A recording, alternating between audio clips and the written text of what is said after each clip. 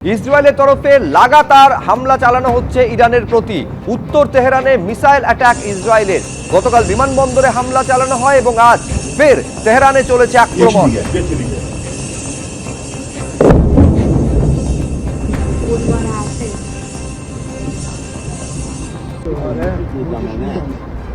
الان متروی رد میشم به این چیه اونجا چیه ولی اینجا از این ما اگر ویدیو خوبی داریم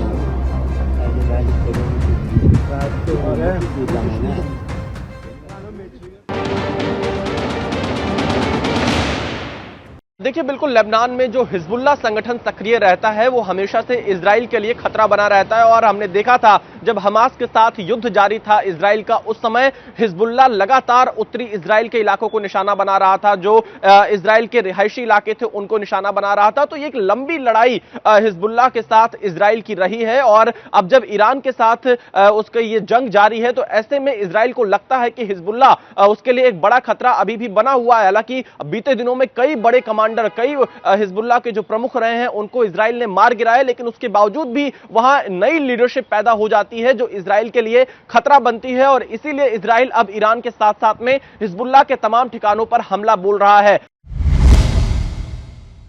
চীন এবং রাশিয়া ছাড়া আপনারা জানেন যে হরমুজ প্রণালী পুরোপুরি বন্ধ করে দিয়েছে ইরান। এই অবস্থায় এই হরমুজ প্রণালীকে মুক্ত করার হুঙ্কার দিচ্ছেন ডোনাল্ড ট্রাম্প।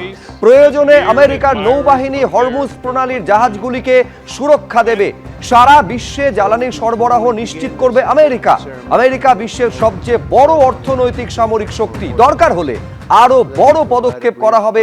সোশ্যাল মিডিয়ায় এইভাবেই, এই ভাষাতেই হুঙ্কার আমেরিকার প্রেসিডেন্টের।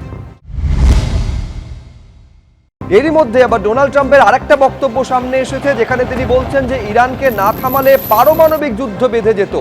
আমরা না থামালে আরো ধ্বংসলীলা চালাতো ইরান বলে দাবি করছেন ডোনাল্ড ট্রাম্প। তিনি আরো বলছেন, আমরা ঠিক কাজই করেছি, না হলে পরমাণু যুদ্ধ বেঁধে যেত।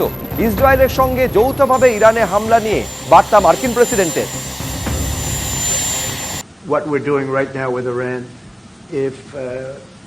if we don't stop them, or if we didn't stop them, or if we didn't start, they've been decimated. But if we didn't do what we're doing right now, you would have had a nuclear war and they would have taken out many countries, because you know what? They're sick people. They're mentally ill, sick people. পশ্চিম এশিয়ায় যেরকম যুদ্ধের পরিস্থিতি এবং তাতে ভারত সরকারের যা অবস্থান, তাতে মোদী সরকারকে এবার নিশানা করছেন সৌগত রায়। তিনি বলছেন, যুদ্ধ নিয়ে চুপ করে কেন বসে রয়েছে মোদী সরকার? মোদী সরকারের বিদেশ নীতি ব্যর্থ বলে অভিযোগ করছেন তৃণমূল সাংসদ। তিনি বলছেন, কাছেই যুদ্ধ হচ্ছে, মুখ বন্ধ করে থাকবো, এটা তো হয় না। আসলে ট্রাম্পকে খুশি করতে ব্যস্ত রয়েছে মোদী সরকার। এই ভাষাতেই আক্রমণ শানিয়েছেন সৌগত রায়।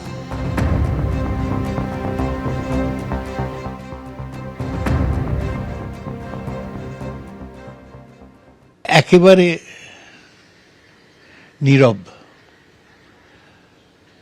ভারতীয় সরকার, প্রধানমন্ত্রী এবং পররাষ্ট্রমন্ত্রী। এমনকি খামেনির মৃত্যু হওয়ার সেটা নিয়েও দুঃখ প্রকাশ করেন। এটা ভারতীয় পররাষ্ট্র নীতির একটা ব্যর্থতা বলা যায়। ভারতবর্ষ এত বড় একটা দেশ, আমাদের কাছেই যুদ্ধ হচ্ছে, আমরা মুখ বন্ধ করে থাকবো, সেটা ঠিক হয় না। কেন ট্রাম্প কিছু করলে সেই ব্যাপারে মোদি নীরব থাকেন? উনি বলেন ট্রাম্প মাই ফ্রেন্ড, আবার তারপর আমেরিকা ইচ্ছে মতো ট্যারিফ বাড়িয়ে দেয়। সেই ব্যাপারেও কেন চুপচাপ থাকেন এটা পরিষ্কার নয়। আমেরিকাকে খুশি রাখাটাই যেন ওর ইচ্ছা, কিন্তু তাতে খুব যে সুবিধা পাওয়া যাচ্ছে আমেরিকার থেকে তা নয়। অপ্রাসঙ্গিক এ ধরনের কোন তত্ত্বকে পশ্চিমবঙ্গের মানুষ নির্বাচনকে গ্রহণ করবে? ভোট প্রক্রিয়া এটা হাতিয়ার হবে? মানুষ কি মূর্খ? এগুলো হাস্যকর বিবৃতি। আমি আবার বলছি, সৌগত রায়ের মতো একজন বিদগ্ধ মানুষের থেকে পশ্চিমবঙ্গের রাজনৈতিক সমাজ কেন কোনো সমাজই এ ধরনের বিবৃতি আশা করে না।